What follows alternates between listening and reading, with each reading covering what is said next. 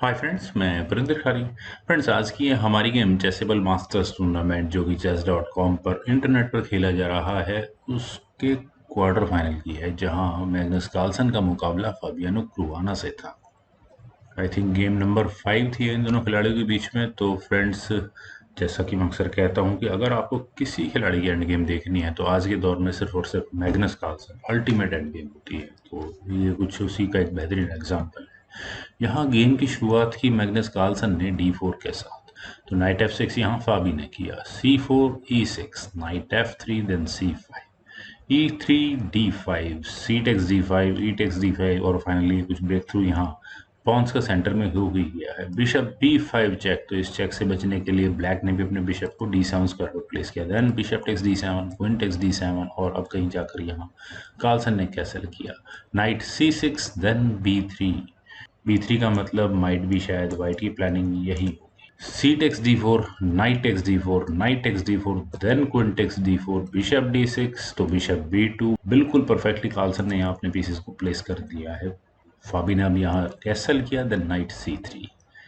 और फ्रेंड्स, क्या आपको किसी तरह का कोई प्रेशर d5 पॉइंट पर नजर आ रहा है? मुझे नहीं आ रहा है, क्योंकि रूक eight f goes to e8 यहाँ पहले फाबी ने किया, then knight takes d5, Carlsen ने ऑप्ट किया, bishop takes h2 check. Material तो एक बिल्कुल इक्वल रहना ही है। King takes h2, then queen takes d5, queen takes d5, knight takes d5। और अब अगर मैं बात करूं मेटेरियल काउंट वगैरह वगैरह, मेटेरियल काउंट से अगर बिल्कुल इक्वल है, पोजीशन की बात करूं तो मुझे वाइट थोड़ा बेटर लग रहा है।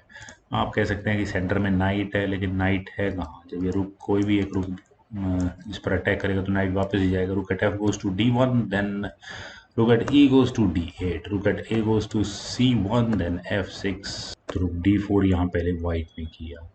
और मेरे ख्याल से तो शायद वाइट की प्लानिंग नज़र आ ही रही है। तो माइट भी इस नाइट को आइदर d6 स्क्वायर, खैर सब समय आ चुका था इस नाइट को हटाने का। तो फाबी ने यहाँ अपने नाइट को e7 स्क्वायर पर प्लेस किया, देन रुक c7 और फिर दोबारा उसी नाइट पर अटैक है।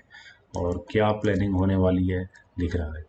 नाइट f5, दोबारा रुक पर अटैक बना। तो अब ये गेम किस तरह से आगे बढ़े? रुक टेक्स d8 ऑप्शन थी, रुक टेक्स d8 होता, देन e4 नाइट पर अटैक बनता। खैर फ्रेंड्स, यहाँ कार्लसन ने अपने रुक को g4 स्क्वायर पर लिया, जैसा मैं एक्सपेक्ट कर रहा था। उन्होंने यहाँ इस g7 पॉन पर प्रेशर बनाया है, यानी कि जब तक ये नाइट है, अगला मूव इस ई पॉन को आगे पुश करके इस नाइट को डिफ्लेक्ट करवाने का होगा। और ऊपर से इस बिशप का अटैक यहाँ भी इस f6 पॉन पर भी है। तो किंग को मूव करना ठीक था क्या? लेकिन ई पॉन आगे पुश होने के बाद फिर प्रॉब्लम्स बढ़ती। पहले यहाँ ब्लैक ने किया h5, रुक पर अटैक बनाया और रुक को एक कॉर्नर में धकेल दिया g6 स्क्वायर पर। थोड़ी देर के लिए तो फंसा हुआ है रुक, तो ब्लैक ने भी अपने रुक को e8 स्क्वायर पर प्लेस किया, ताकि ये ई पॉन और ज्यादा आगे पुश ना हो। Bishop takes f6, finally f6 pawn तो मिल ही जाए। एक पॉन की लीड फिलहाल कार्लसन के पास है रुक e6 स्क्वायर पर। फाबी ने भी यहाँ इस बिशप को फिलहाल पिन कर दिया है। काफी क्रिएटिव मूव मुझे लगा। e5, नाइट पर अटैक बना है, रुक takes f6, rook takes f6, G takes f6। White advantage में तो रहता ही, और फिर उसके बाद ई टेक्स f5 अच्छे खासे एडवांटेज में रहता। पर फाबी ने यहाँ किया रुक टेक्स e4, और जो कार्लसन की एक पॉन की लीड थी वो यहाँ मिनिमाइज हो चुकी है। Then what about this bishop takes g7? ये ऑप्शन अवेलेबल थी, एक पॉन की लीड अभी भी बरकरार रखी जा सकती थी। रुक g4 अगर यहाँ होता भी तो rook takes g4, h takes g4, और उसके बाद यहाँ ब्लैक अपने व्हाइट अपने इस बिशप को कहीं बचा लेता। पर कार्लसन ने यहाँ अपने रुक को g5 स्क्वायर पर प्लेस करके नाइट पर प्रेशर बनाया। तो रुक h4 चेक, किंग के लिए बचा है सिर्फ g1 स्क्वायर। और अब मेरे ख्याल से तो ब्लैक को यहाँ इस जो प्रेशर बना हुआ है इसे ईज आउट करने की कोशिश करनी चाहिए थी। लेकिन जैसे ही यहाँ फाबी ने अपने रुक को e8 स्क्वायर पर लिया, पहली नज़र में मूव ठीक नज़र आता है, क्योंकि यहाँ लगता है कि ओके, यहाँ ये चेक आ रही है और चेक मेट होने वाली है। तो वाइट के पास एक ऑप्शन है कि वो अपने यहाँ बिशप को वापस c3 स्क्वायर पर लाकर इस रुक की चेक कोई ना आने दे। दूसरी ऑप्शन है रुक टेक्स g7 चेक की, नाइट टेक्स g7 होता, देन बिशप टेक्स h4 हो जाता। ये ऑप्शन भी मुझे अच्छी लग रही है, एक पॉन की लीड भी मिलती। पर फिलहाल यहाँ कार्लसन ने g3 को ऑप्ट किया, बेटर मूव था। रुक g4, फोर्सिंग रुक एक्शन, लेकिन कोई जरूरत नहीं है। रुक टेक्स g5, जी टेक्स f6, और अब कार्लसन के पास ये 3-3 पॉन्स हैं टारगेट पर। फाबी किस-किस पॉन को बचाएँगे?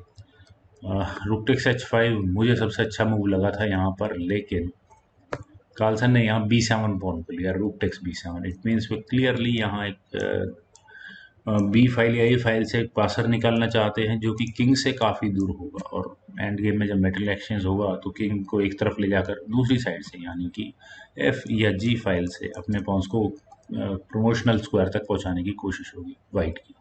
H4 यहाँ पहले फाबी ने किया और उन्होंने भी यहाँ इस G3 पॉन के पिन होने का पूरा फायदा उठाया है। रुक टेक्स A7 अवेलेबल है यहाँ, ये दो कनेक्टेड पासेस बहुत स्ट्रॉन्ग तैयार हो जाते हैं। एच टेक्स G3 होता है, F takes G3, rook takes G3 check, okay, king F2 square पर जाता, देन रुक H3, what ever it is.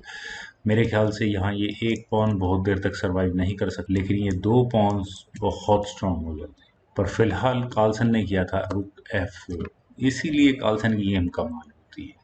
वो मूव ही ऐसा ढूंढ कर निकालते हैं जिसका कोई तोड़ नहीं होता।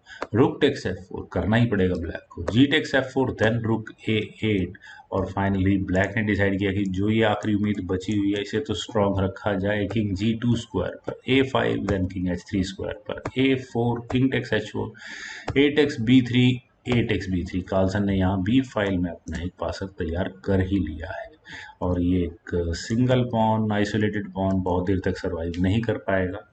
आप कह सकते हैं कि कार्लसन के यहाँ एक ही फाइल में पॉन डबल है, लेकिन अब एंड गेम में उसका भी बहुत बड़ा बेनिफिट यहाँ वाइट को मिलने वाला है।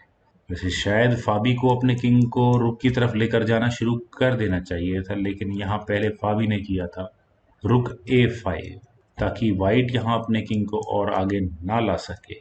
तो वैसे B4 की ऑप्शन बहुत अच्छी थी, लेकिन किंग G4 यहाँ पहले कार्लसन ने किया। Rook D5, then B4, king F8, then B5, king E8, then F5, और जब ये किंग ठीक है बी फाइल की तरफ जाने लगा है तो शायद जाने देना चाहिए था, पर फाबी ने अपने किंग को वापस F8 स्क्वायर पर प्लेस किया, पता नहीं क्यों। B6, देन रुक B5, और अभी फिलहाल कार्लसन ने अच्छा खासा प्रेशर बना रखा है, लेकिन फाबी की हाथ से भी इतनी गेम ये निकली नहीं है। ठीक है, आप कह सकते हैं यहाँ वाइट के 3 पॉन्स हैं, कार्लसन फाबी का सिर्फ एक पॉन है, और इस बी पॉन को प्रमोशनल स्क्वायर सब तक पहुंचाने के लिए वाइट को यहाँ भी अपने इस रुक को भी हटाना होगा। और अगर वाइट यहाँ अपने किंग को इस H5 स्क्वायर से G6 स्क्वायर तक लेकर जाना चाहता है तो उसको यहाँ अपना ये F5 पॉन भी गंवाना होगा विद अ चेक। तो फाबी के हाथ में भी गेम काफ़ी अच्छी है, लेकिन अगर अभी एग्जैक्टली ये किंग मूव होता है तो चेक अभी तुरंत आएगी, तो और चेक आने के बाद फिर यहाँ ये पॉन भी डाउन होगा। तो एंड गेम के लिए माइट भी कहीं गेम ड्रॉ की तरफ न चली जाए, लेकिन कार्लसन के हाथ में जो गेम आ गई वो ड्रॉ नहीं हो सकती, वो उस गेम को उसके मुकाम तक पहुंचा कर ही छोड़ते। यहाँ कार्लसन ने पहले किया F3, अपने इस F पॉन पर भी किंग का डिफेंस किया, देन किंग E8 स्क्वायर पर तो F4, पहले ही शायद मेरे ख्याल से F4 कर देना चाहिए था। और मुझे बार बार लगता है कि शायद फाबी को इस किंग को और आगे लेकर जाना चाहिए था, लेकिन यहाँ फाबी ने किया था किंग F8, और किंग F8 स्क्वायर पर आने के बाद यहाँ कार्लसन को मौका मिला किंग H5 करने का। जैसा कि मैंने पहले कहा था कि रूक टेक्स F5 ओपन है, और यही काम फाबी ने किया भी विद चेक, तो किंग है G6 स्क्वायर पर।